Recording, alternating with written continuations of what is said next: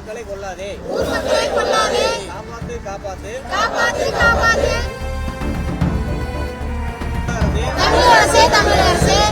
கொல்லாதே கொல்லாதே.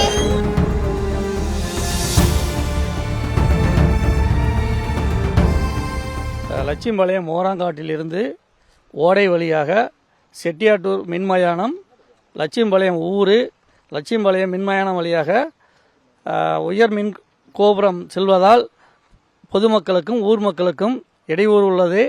அதே ஓடை வழியாக செல்வதால் விவசாய நிலம் பாதிக்கப்படுது, ஆடு மாடு வளங்கள் பாதிக்கப்படுது, விவசாயம் செய்ய முடியாது. எந்த நிலையில் அந்த மின்கம்பங்கள் ஓடை வழியாக வருவதால் மழை அரிப்பு ஏற்பட்டாலும் மின்கம்பங்கள் சாயும், உயிருக்கு ஆபத்து ஏற்படும். இதனால் எங்களுக்கு மின்கம்பம் அமைக்கும் வேலையை கைவிட வேண்டும் என்று பலமுறை ஆட்சியரிடமும் காவல்துறை டிஎஸ்பி அவர்களிடமும் தாசில்தார் அவர்களிடம் பலமுறை முகார் விட்டோம். இன்று காலை டிஎஸ்பியும் நம்ம தாசில்தாரும் நேரில் ஊரில் வந்து ஆய்வு செய்வதாக சொல்லியிருந்தார்கள். காலை 8:30 மணிக்கே இருக்க சொன்னார்கள். காலை 8:30 மணி முதல் இப்போ 1 மணி வரை காத்துட்டு இருக்கிறோம். 2 பேரும் வரவில்லை. அதிகாரிகள், அரசு அதிகாரி வரவே இல்லை. கேட்டால் வருகிறோம் என்றுதான் பதில் சொல்கிறார்கள். இதனால் எங்களுக்கு மின்கம்பம் வேண்டாம், உயர் மின் கோபுரம் வேண்டாம். இதனால் எங்களுக்கு ஊருக்கும் இடைஞ்சல், பொதுமக்களுக்கு இடைஞ்சல், விவசாய நிலங்கள் பாதிக்கப்படுது. ஆடு மாடுகள் நாளைக்கு ஒரு விபத்தினால் ஏற்படும். எங்களுக்கு இந்த கோபுரம் அமைக்கவே தடை செய்ய வேண்டும் என்று பொதுமக்கள், லட்சியம்பாளையம் ஊர் பொதுமக்கள் சார்பாக கேட்டுக்கொள்கிறேன். எங்களுக்கு வாழ்வாதாரமே விவசாயம்தான். ஆடு மாடு இது மாதிரி மானாவாரி பயிர் தான் நாங்கள் வச்சு விவசாயம் பண்ணிட்டு வரோம். இங்கே பாதரையில் போடுற சோலார் பேனல் போட்டு அதிலிருந்து வர மின்சாரத்தை உற்பத்தி செஞ்சு அதுக்கு சின்னாரபத்தில் இருக்கிற ஸ்டோரேஜுக்கு கொண்டு வரதுக்கு லைன் போடுறாங்க. அதில் இங்கே பக்கத்து காடு எங்களுது, எங்கள் மாமா வீட்டு எல்லாமே இருக்குது. அந்த வழியாக கொண்டு வரனால எங்களுக்கு என்ன பாதிப்புனா, நாளைக்கு விவசாயம் இப்போ செய்ய முடியாது. இந்த பக்கம் 7 அடி, அந்த பக்கம் 7 அடி பாதிப்பு வரும்னு சொல்கிறாங்க. இடையில் தென்னை மரங்கள், பனை மரங்கள், இதர மரங்கள் நிறையா இருக்குது. இந்த மரத்தை காப்பாற்றணும்னு நாங்கள் போராடிட்டு இருக்கோம். ஏன் போராடுறோம் அப்படின்னா, எங்களுக்கு இதை விட்டால் விவசாயம் தான் எங்களுக்கு வேலை, வேறு வேலை இந்த பக்கம் எதுவும் கிடையாது. அதனால் நாங்கள் அதுக்காக தான் போராடிட்டு இருக்கோம். இந்த நீர்நிலைகள் தான் எங்களுக்கு மழை காலத்தில் எங்களுக்கு விவசாயத்துக்கு யூஸ்ஃபுல்லாக இருக்குது. அதையும் ஆக்கிரமிப்பு பண்ணுறாங்க. இந்த நீர்நிலைகள் ஆக்கிரமிப்பு பண்ணுறதுனால என்ன பாதிப்பு வரும்னா, கம்பம் வந்து நடு ஓடையிலே போட்டிருக்காங்க. அதை கேட்டதுக்கு நாங்கள் கரெக்டான பதில் இல்லை. அந்த கம்பத்தில் ஓடையில் கம்பம் போட்டது கரெக்டான பதில் இல்லை. அதை பற்றி நாங்கள் பேசியிருக்கோம். எங்கள் ஊர் மக்களுக்கு பாதிப்பு வராத வகையில் அவங்களால என்ன பண்ண முடியுமோ அதை பண்ண சொல்லியிருக்கோம், கோரிக்கை வச்சுருக்கோம். அதை பற்றி இதுவரையிலும் எந்த தகவலும் எங்களுக்கு முறைப்படியும் வரல.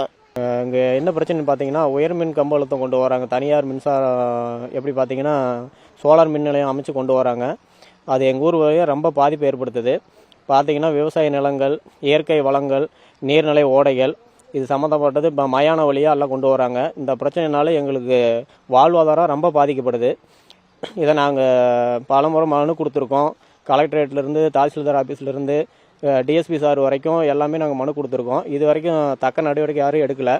எங்களுக்கு பார்த்தாவே அல்ல, எங்களுக்கு அகென்ஸ்டாக தான் பண்ணுறாங்களே ஒழிஞ்சு எங்களுக்கு ஆதரவாக சப்போர்ட் பண்ண மாட்டேங்கிறாங்க. இதை பற்றி பேசுறதுக்கு பிசி மீட்டிங் இது வரைக்கும் ஒரு 4-5 அட்டன் பண்ணியிருக்கோம். அதில் சரியான நடவடிக்கை அவங்க என்ன இது வரைக்கும் எடுத்து ஒரு பேச்சுவார்த்தை சுமூகமாக முடிச்சு வைக்கல. இந்த சம்மந்தமாக நேற்று பிசி மீட்டிங்கில் பேசியிருந்தோம். அதில் பார்த்தீங்கன்னா தாசில்தார் சார், டிஎஸ்பி சார், இப்போ மணியார் சார் இவங்கெல்லாம் வந்து பார்த்திங்கன்னா நேர்லேயே வந்து ஆய்வு செஞ்சு பேசி ஒரு சுமூக தீர்வு பண்ணுவோம் அப்படின்னு சொல்லியிருந்தாங்க.